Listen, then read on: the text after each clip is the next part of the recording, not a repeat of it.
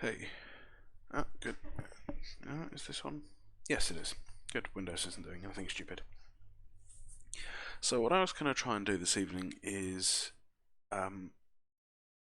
try. Okay, I can hear myself. I do not want that. There we go. Right.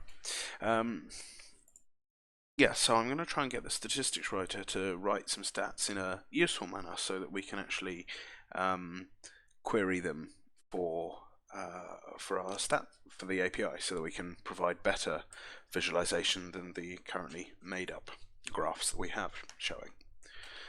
So I know roughly what format the output for our stats wants to be, which is going to be something along the lines of, if we just stick a comment down here, not like that.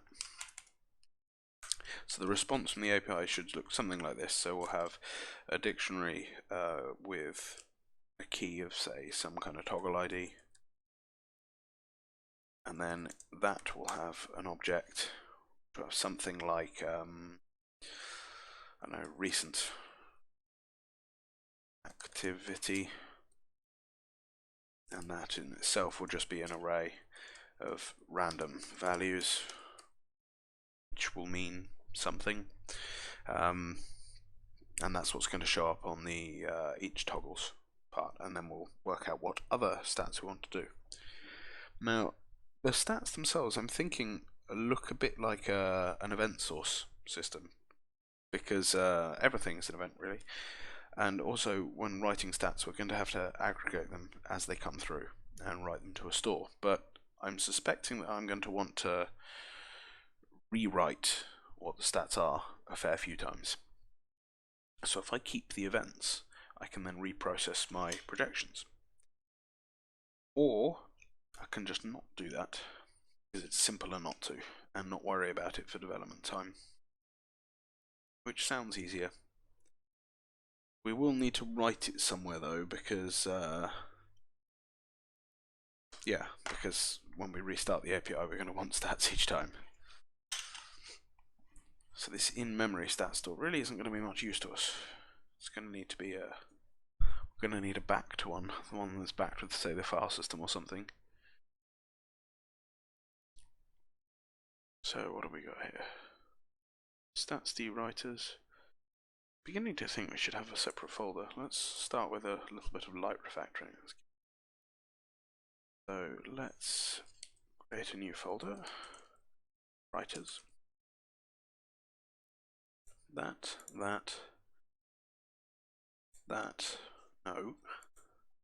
and that. I guess.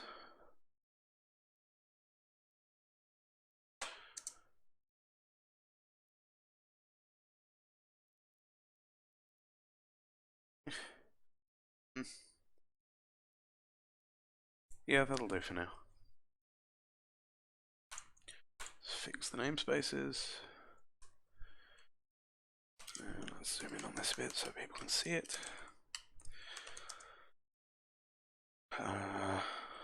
Add everything. Let's see what we've. Oh, we're in the wrong folder. Git add everything.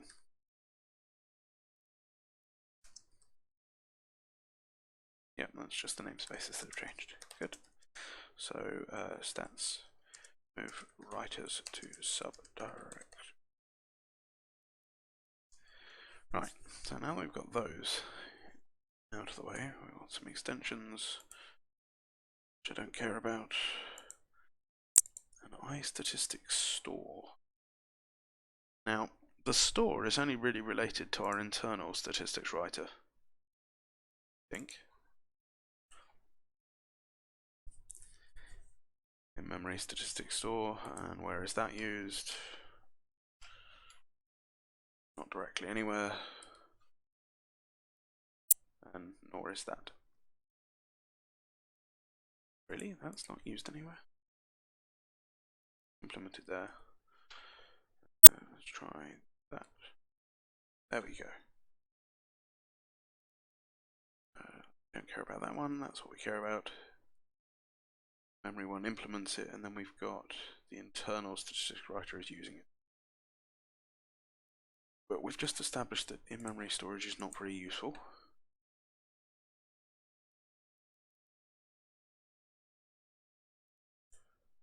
This might not be the right structure. We'll leave it for now, but so let's get rid of our in-memory statistics store, which might break things. I can't remember if they're a tester or not. It should break the rest project actually, because I think that hooked up that to that. Yep. So we've got the storage here, which is our file system storage for that. Could I reuse that?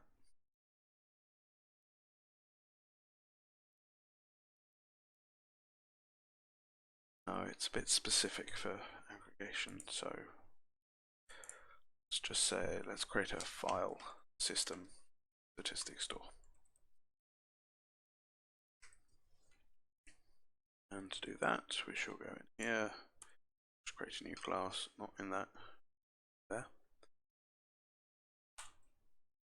and implement our interface. If I could spell, which I can't. Right, so we have a single append method, and we're going to do something with our stats, and could actually write the stats to disk to keep them as well, because it'll be a fairly cheap operation to do.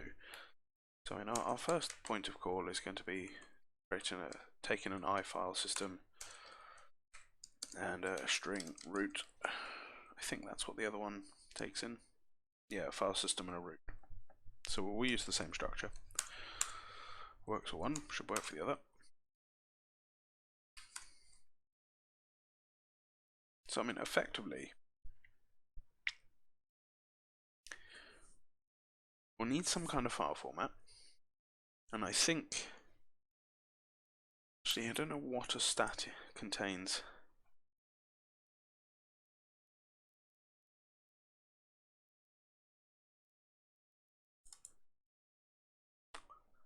Serialize it.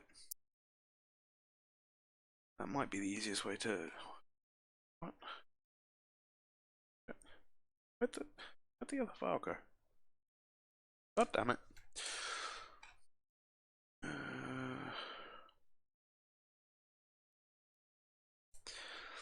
I think the easiest way for the time being is just to serialize this. That way each stat can worry about how it's stored. I don't have to design a storage format for it. Although, we will need to process them. So my rough idea is something like write to a file system, or let's say append to stats.raw JSON, say, and it'll be something like line separated JSON. And then say something along the lines of for each projection by stat, and we'll have like projections for usage over time and things like that, which means I'm going to have to work out how to do things like usage over time, which I have absolutely no idea how to do. But hey, what can possibly go wrong? So I think we're going to append each one to a file. Does the file system storage, don't move things, define its serializer? Yeah, we want that same serializer. And now I'm just going to copy and paste it out. Might end up putting it in a class somewhere like a configuration options. Maybe. We need the type name handling because we're going to be serializing just an iStat, and if we ever want to reload them, we'll need it to be able to map them back into whatever they are. So let's just append it, so we can just say var path, like that's log path equals path dot. Thank you. Combine root and then I don't know, stats log.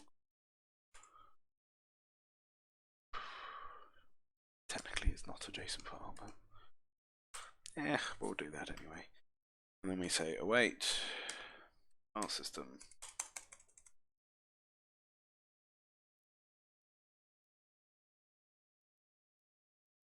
dot append file lines, which is a nice, sorry. Oh, I feel like I've got a frog in my throat. Which is a nice helper method which will just let us dump some lines onto the end of a text file. So we'll do that. Stats log path and dot serialize object stat JSON serializer settings. Let's do that and do that. Right, now this needs to be asynchronous. And everything isn't. So let's just create a new branch for a second. So git checkout be temp stats, git save, git checkout dash. The dash is a nice useful alias, by the way. It'll go to the previous branch you had checked out. Right, so now that lot's disappeared. My statistics writer. Oh.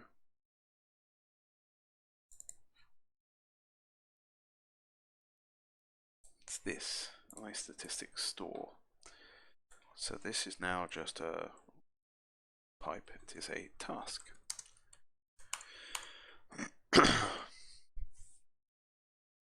We've got one implementation here.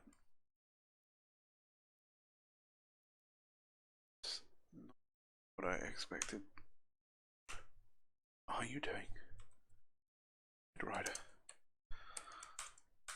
That's what I expected it to do. And we don't have any async in here, so we can just do a return task completed task at the end.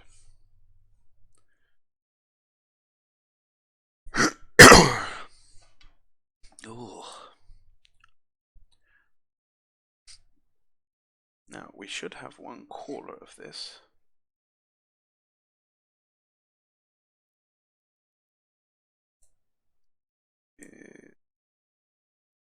Yeah. See, we're appending, but we're no longer awaiting thing. Yeah, awaiting things. So we need just to write await. Yep.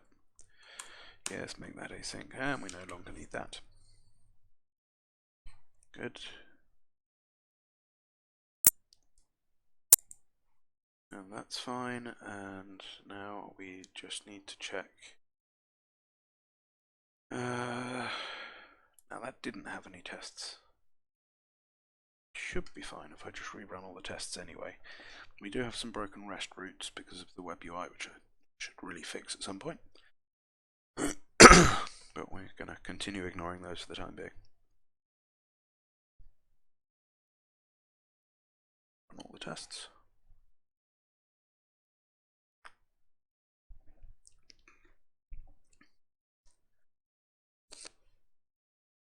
Those should be our root tests, which I'm ignoring. And our infrastructure and stats tests passed, so let's commit that. Git add everything, git cached. Yep. So now we'll just git cm stats store make method async. Now if we check out our last branch, rebase it on master.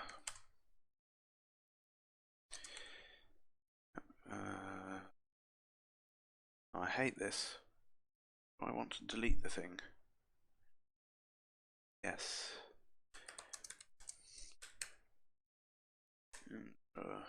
That's in base. Continue. And now we check out master. Merge temp stats. Delete temp stats. And then git undo to undo. Oh. And there's our commit back. We did think. Maybe. Yep. Looks about right. So now in here, no, don't move things. This mouse, I swear. Yeah, so this is now a task. Means that can be awaited. So, and then we need to apply each projection, which we don't have yet. So for the time being, we'll just do underscore projections equals new list of something. I guess it's going to be action of istat. No, because we're going to need the date time as well.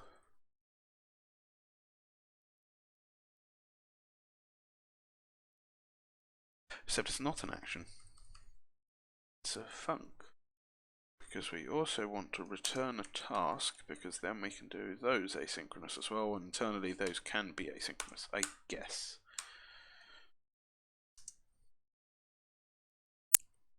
So it would look something like projections dot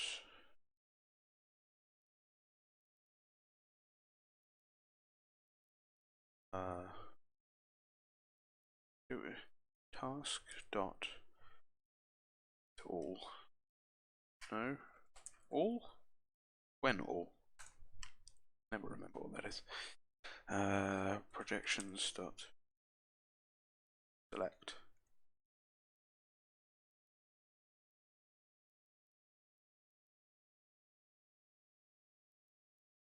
My head hurts. Run each one of them.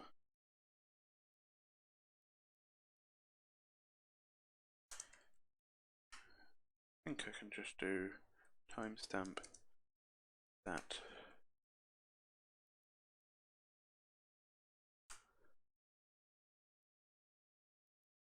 So this will run all of the things in this in parallel. Whatever those might do. And wherever those come from.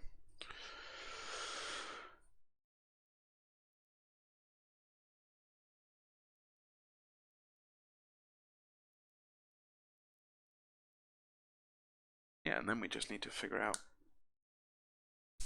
how to do projections. Because I want to do like queries per second, or queries per time period. And I have no idea how to implement any of this. And I'm not very good at maths, so this is probably not going to go very well at all. So instead, I shall write some tests for this while I try and work out how to do maths. Well, that writer really should be in a writer's namespace. Oh well. Move it later. So this is file system statistics store test.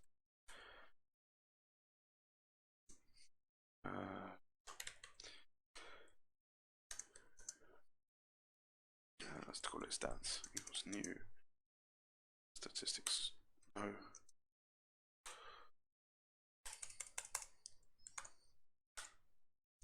That and s equals new in memory file system. Take that. Try that. That's why not?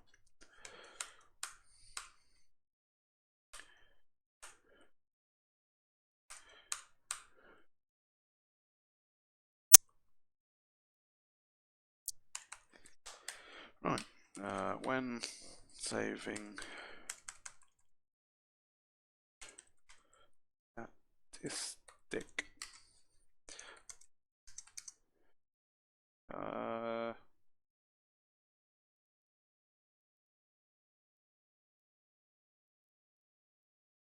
see what implementations of istat we've got.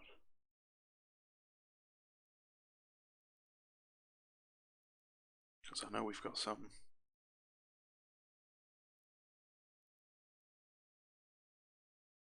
let's use toggle red.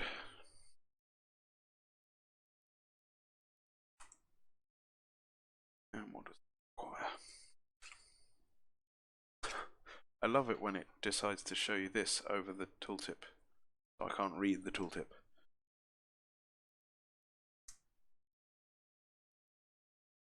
Useless. Instead, we should just go to definition and have a look at it. Just needs a toggle ID. So I'll just create a new one.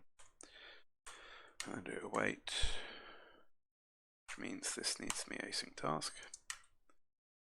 That's dot write. No append. Let's do now equals date time dot UTC now. I don't know if I want UTC or not, but start with it. That. And then we'll just prove that something was written.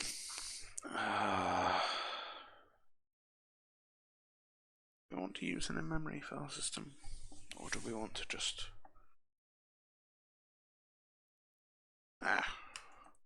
read file? Let's do this. Let's put that into a constant. Stats root. Now we can do path.combat.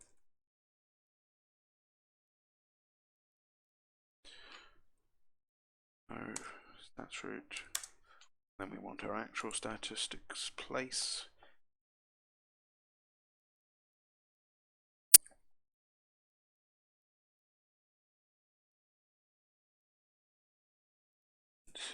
Yes, so var.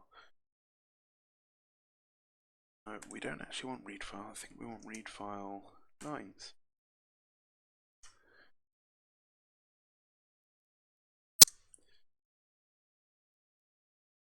Now we've got the lines.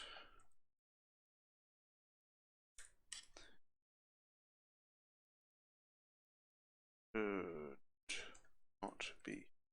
Oh, maybe.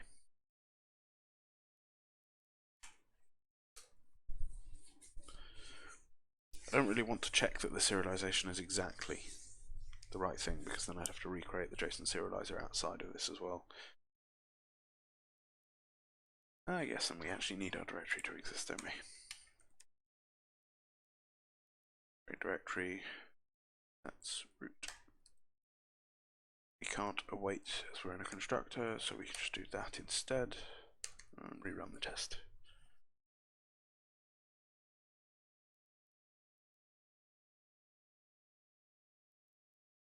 Right. Now we've done that, we're ignoring the fact that this runs projections. So we're going to need to put projections into this. I guess a collection of projections. I'll probably end up with an interface for what actually defines a projection rather than this. But this will do to start with.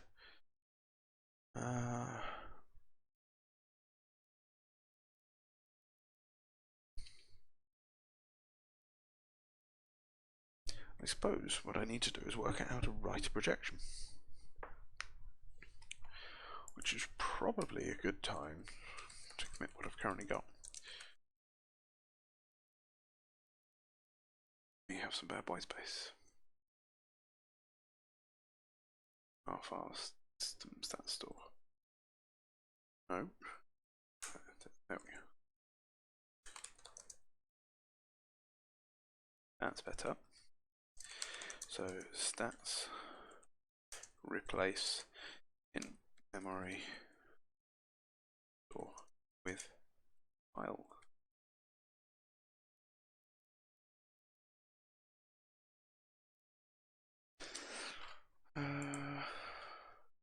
Oh, and I suppose we probably should have updated that registry as well. Rest registry.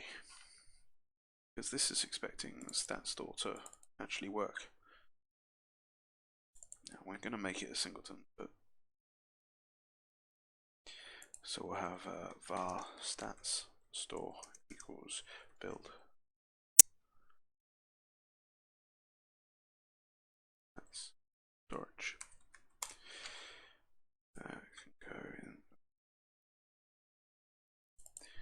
delete that. Put this in here, get rid of the singleton call, because it now is a singleton by definition. Private static stats store build.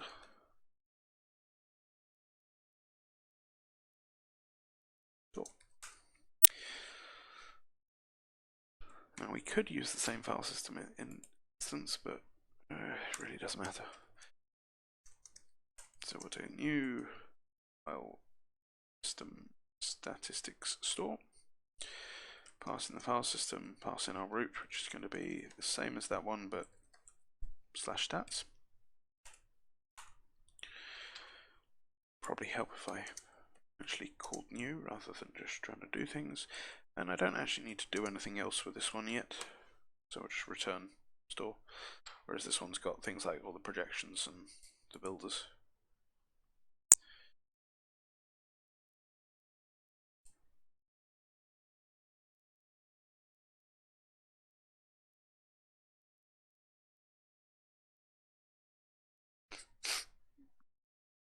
And I think we should probably run the tests again.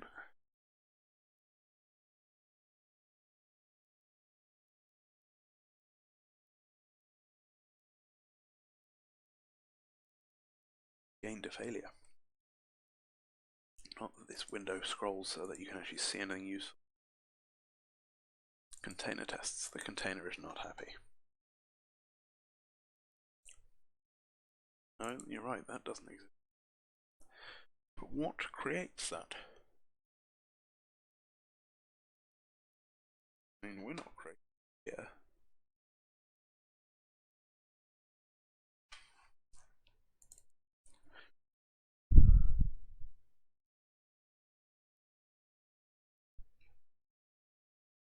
Just works through the grace of that thing actually existing.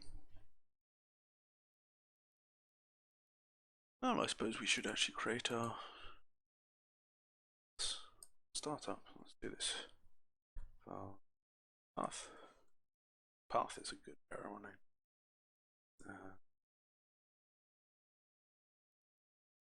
Not sure when that error throws actually. Is it in the construction of that?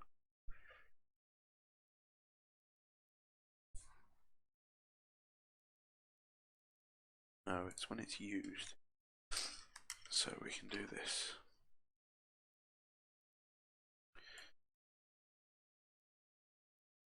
Dot create directory.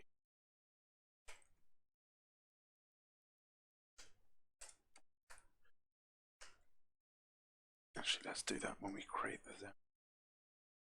Let's make this completely horrible to read.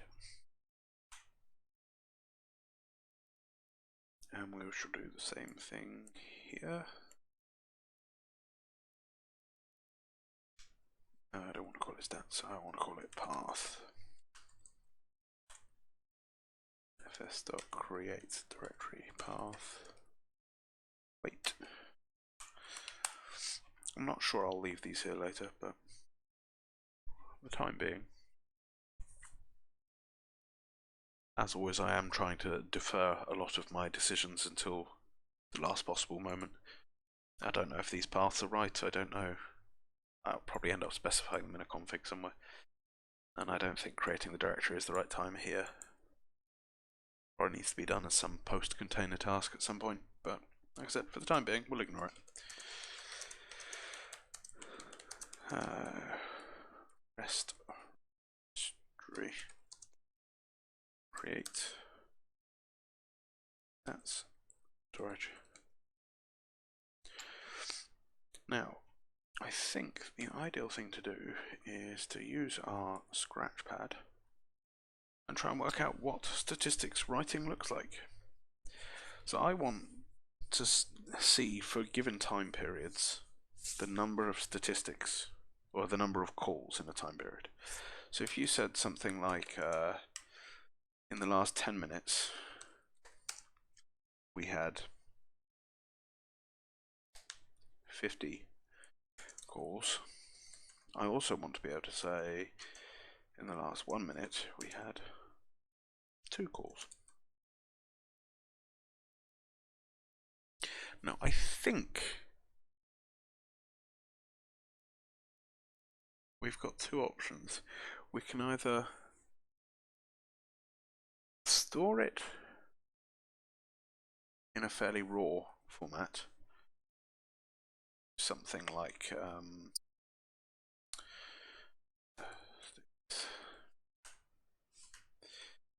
so something fairly raw, like an array of timestamp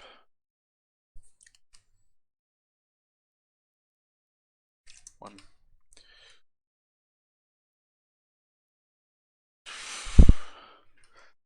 No, actually, let's not use an array.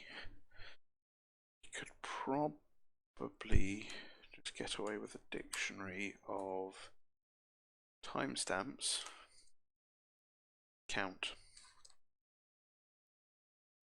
Timestamp count.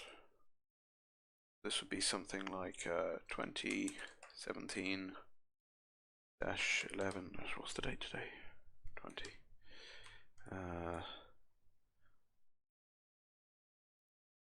And 21.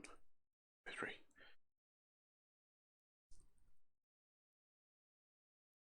And then our next row would look something like this.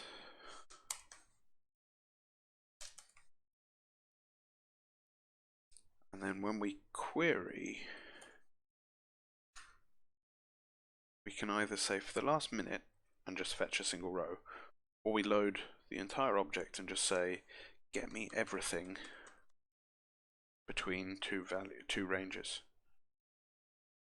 Which is actually begging the question is, why bother with JSON? Because if I stored this file in order, so rather than because I don't want to have, if we've got like 4 million lines in the file, because we've got a lot of statistics, I don't want to have to load the whole file just to get 10 keys. So instead, what happens if our file format literally was that? A date time up to a comma followed by an integer.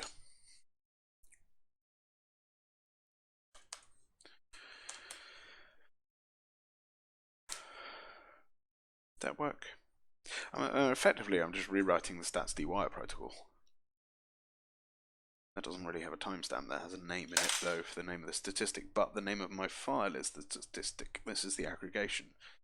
So this would be something like, I don't know, reads.csv. I guess it's technically a CSV. Well, it is a CSV. It's comma separated values. Why overcomplicate things? I'm not convinced I'd even use a CSV library for this, and just two-string a date time and split on comma to load the thing. Of course, when you write statistic, you need to know what to do, and we need to handle parallelism. Because this is a web API, you could have 5 calls at once. Which is making me think that because of the parallelism, we would have stats coming into the writer, which would aggregate, and then every 5 seconds, say, write to disk. And we'd just have a single writer for doing that. So one writer for the application, and all the other things would come in as many of them as we want. But we might be overcomplicating things to start with, because my testing is going to start with just me. And that's only going to be one request every few seconds. Or me hammering the F5 key. Which, you know, is still one request at a time. So that's the eventual plan. We'll ignore that for now, because that sounds complicated. And I think we can use something in the tasks, the task processing library, something like that. There's a base class library that lets you implement this kind of thing, where you push stuff into a queue and then there's a consumer pulling things as quickly as it can, which might be what we're after, maybe. I don't know. Maths.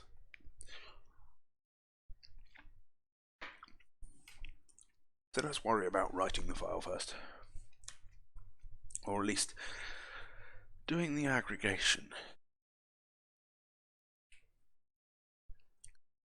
So we have, let's do this, private class test writer, which is an istat writer. I think that's right. No, wrong interface. Istats store. Possibly. Yes. So we get a timestamp and a statistic.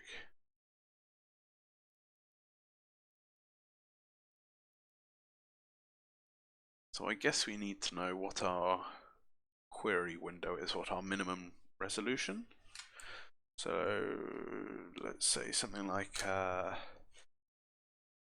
public, no, not even close, public const int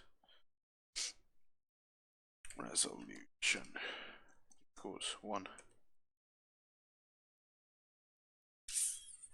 No, let's not do that. Let's do static read only. Can't make this bit a const. We'll do time span from seconds 1. Marginally more readable. So now we need to work out to put that statistic to the right time span. And as this is just going to be an in-memory one, so we're going to hack around on the algorithm and we'll then later extract this into a class. So let's do a public list of string lines. This will represent our file.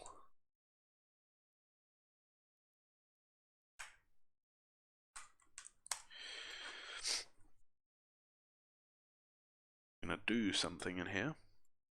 Sure what. Let's not do async because we're not really doing anything interesting. We're just going to do return task, completed task. And we're not going to do anything yet, but we're going to write some tests for it. So let's do underscore writer. Yeah, new test writer.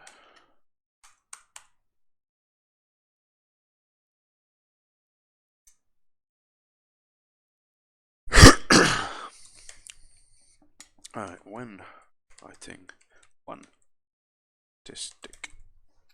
So let's see what happens. So we're going to need a statistic.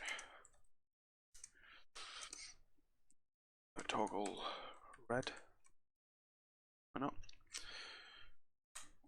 Create a new toggle ID. And we're aware this is an inherently lossy operation. We're just going to end up with a count. So we should say var now. We get to pass in the timestamp equals timestamp. No, what am I even doing? Date time UTC now.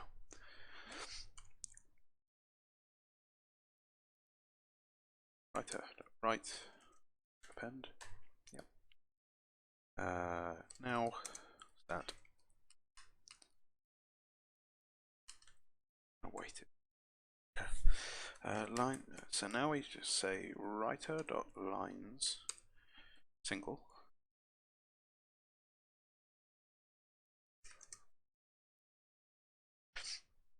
And line should be something, comma, 1. Now our something is going to be the timestamp rounded to the correct nearest second.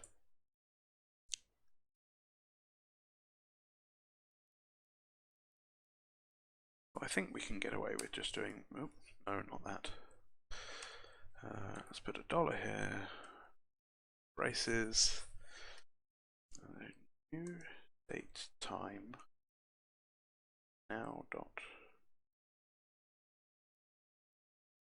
I'm sure there's an easier way of doing this. I can't remember what it is. So now dot year, now dot month, now dot days, now dot hours, now dot minutes, now dot seconds.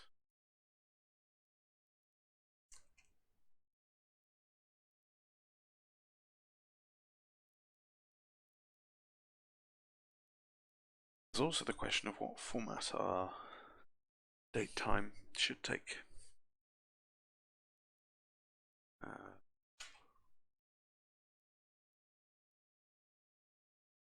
Our nearest second.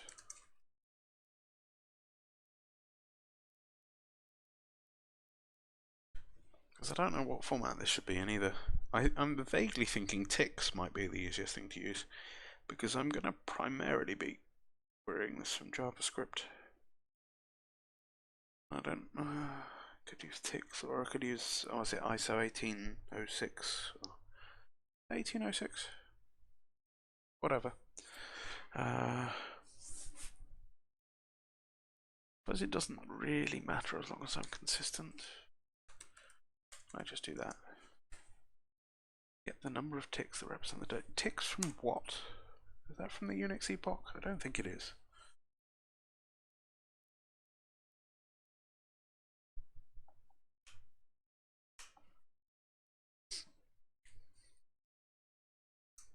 Is there no epoch method? There should be. Right, C# time dot ticks epoch. Oh, there we are. Apparently I'm not the only one to wonder this. How do you convert epoch time in C#? I'm not sure if I want to use epoch time.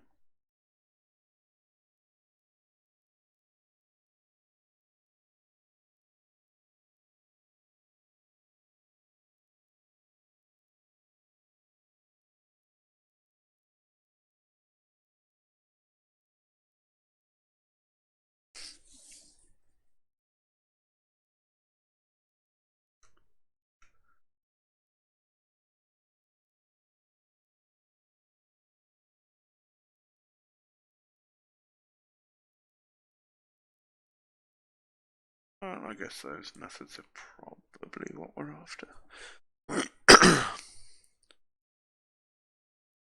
Unix seconds, which is the number of seconds since midnight.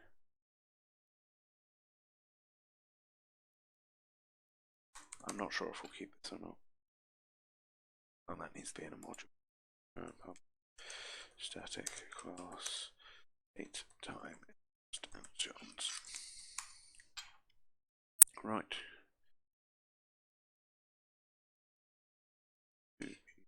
Time.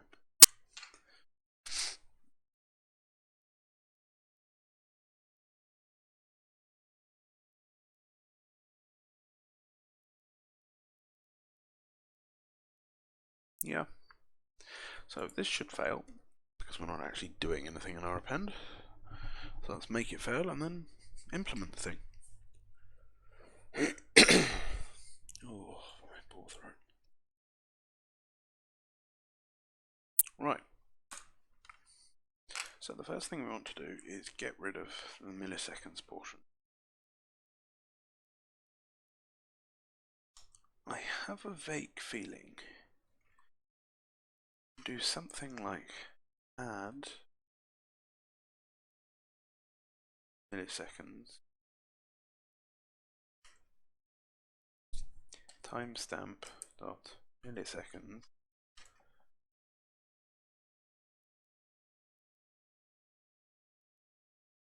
that.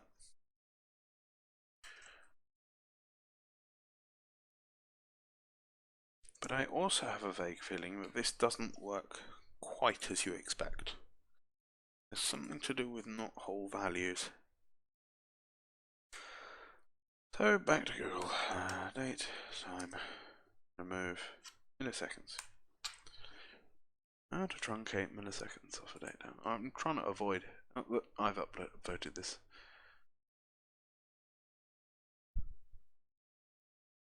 Yeah, fractional milliseconds. We also have the right properties as well.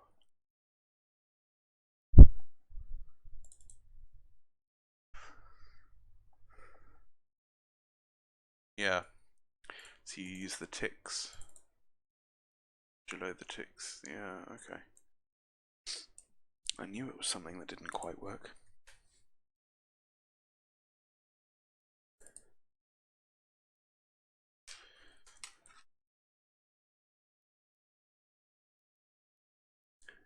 In fact, we might as well just do this as well next time.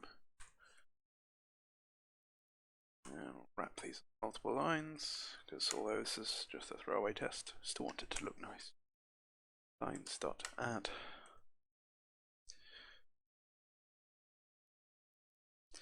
And as we're test driving this, we'll just hardcode the one in the wrong place. Right, now this should pass.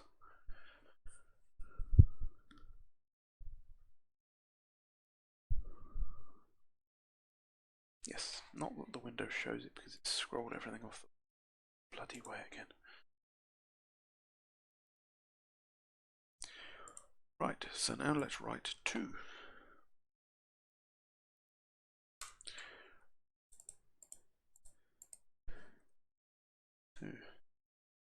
At the same time. Stamp. Then we do this and that. Now we were expecting to see that, which we won't. Should end up with 2 lines.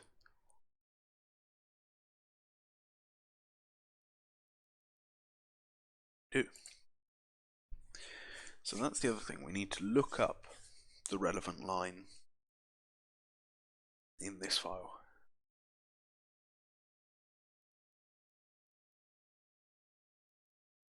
Yeah. In our case, it's just an array in memory for the time being. So we'll have to think about file system properties. I think you could cache this quite easily. So you just, if we're only going to flush this to disk every 5 seconds, we can actually operate on the previous 5 seconds or 10 seconds or whatever memory, and then actually only do the writes every now and again. Should make things more efficient. But anyway, what we want to do is find all the lines that match and increment them. So let's use for each line. For each line, if line starts with temp,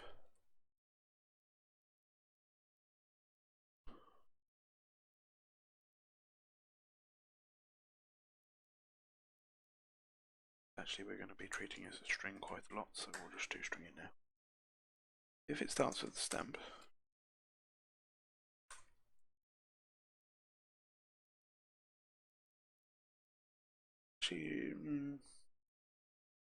yeah,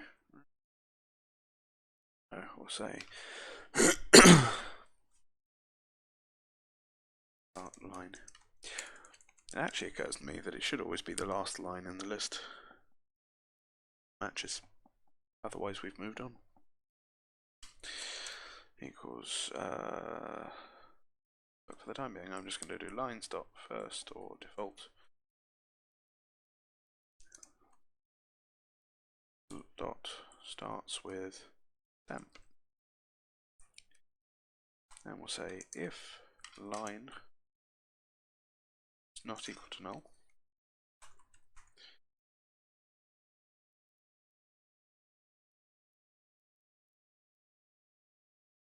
line dot split. This is horribly inefficient. Oh well.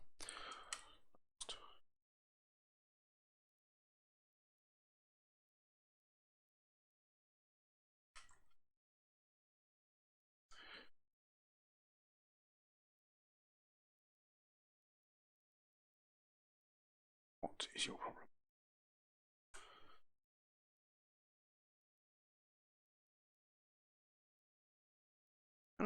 string to type int. Why not? Be able to.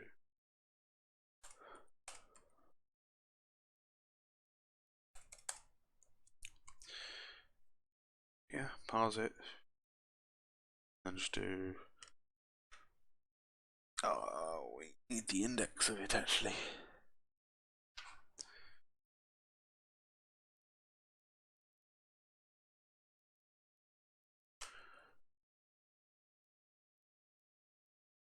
So I could find index. That's what we're after.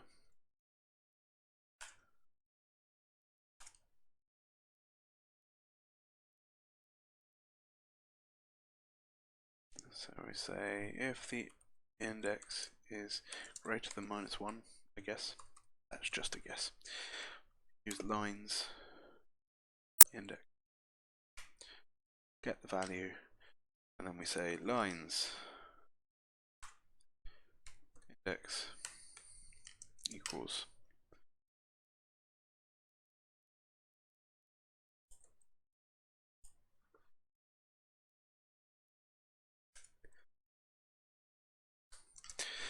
value +1.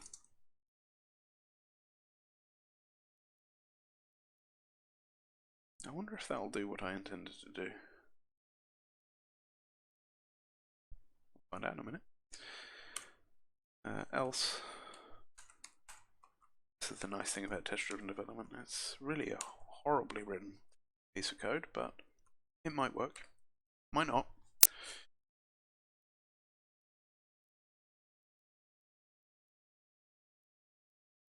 It doesn't. Tut. Oh, good, and can't really read what that says.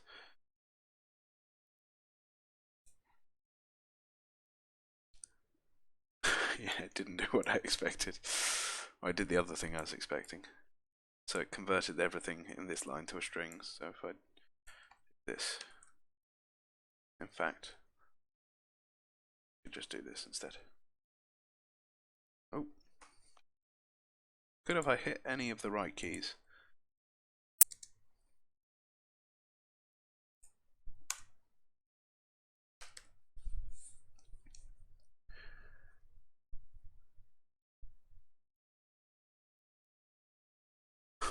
Now they both break. Six was it?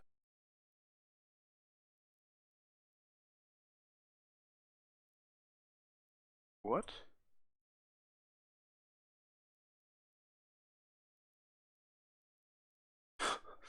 Right, let's try writing the +1 in the right place.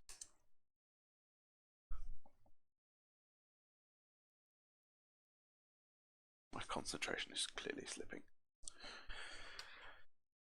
Okay, so we have something that possibly works. Now my theory is that it's always going to be the last item in here.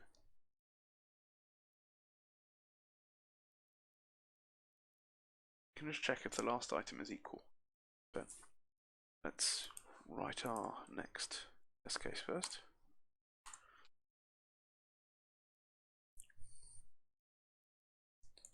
Writing two statistics at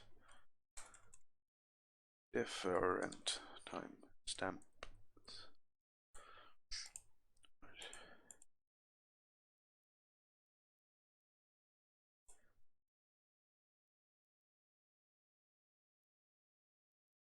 So our first one is going to be at now, and our second one is now add seconds 1.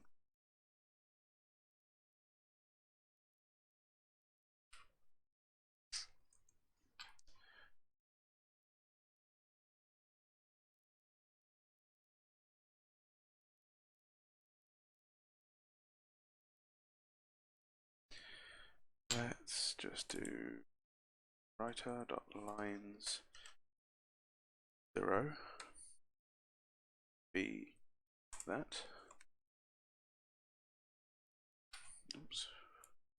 That line 1 should be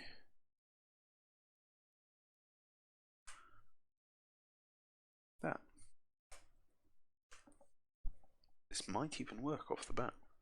Maybe. No, maybe not. Source contains more than one element. Oh, yes, I didn't want that there.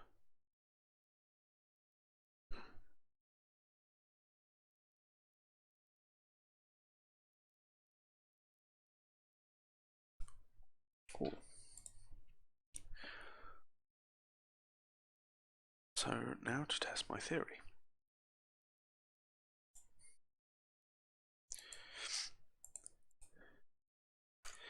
If item last lines.last, I'm going to assume that does the sensible thing internally and just grabs the last item by index. I think it does. If I recall John Skeet's EduLink internally, things like last and first check if their lists are array backed, and we'll just get them via element index rather than iterating the whole stream. I'm going to say if last not equal to null and last starts with stamp, do one thing, otherwise. In fact, thought of another way we can optimize this as well. We'll just say var value equals 1, 0. No, let's do this.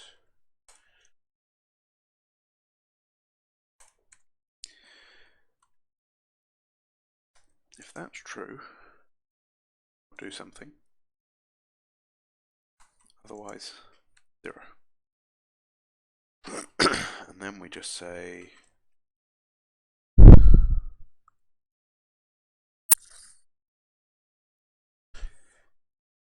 if last not equal buggery. That's not gonna make it better. Maybe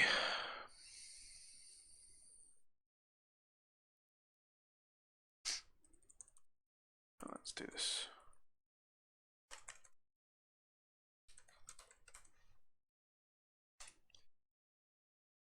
If it matches, last.substring split on the comma, take the last item and int.tribe.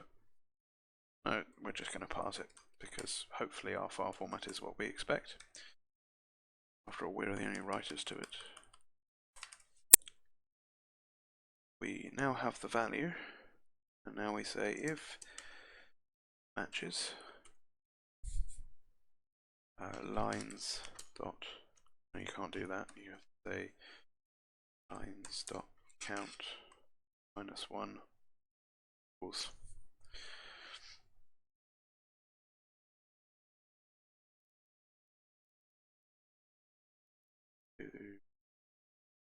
You want that.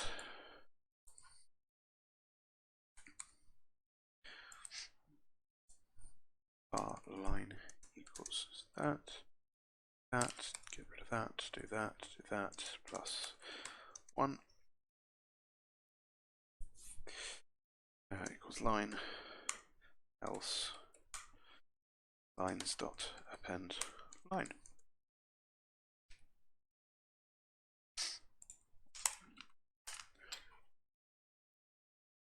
Maybe.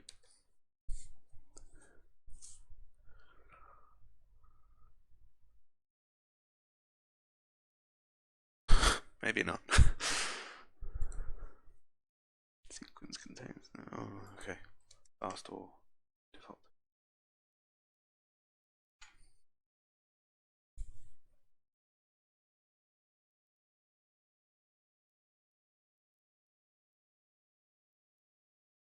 Only it means sequence contains no elements.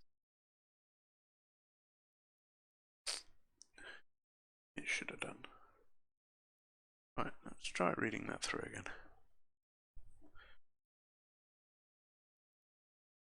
Get the last line. If the last is not null and it starts at the timestamp, which it won't, this will be false. So we'll get 0 as the value. We'll generate a new line, be stamp 0 plus 1. Matches is false, so it shall append a line.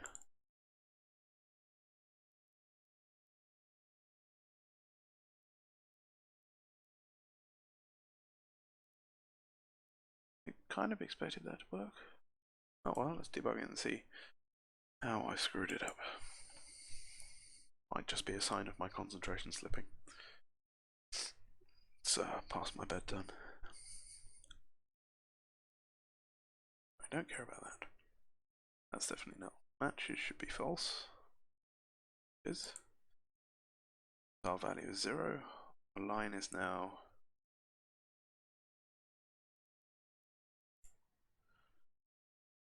correct. Didn't match. Hang on a minute. What is append?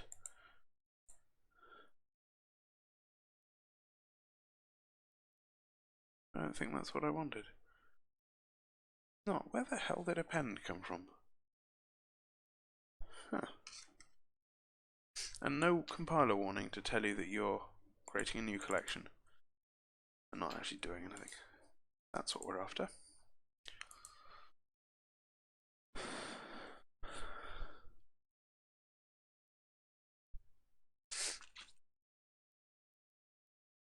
Voila. And that's a bit nicer to read, a little bit. I'm sure we could improve that more.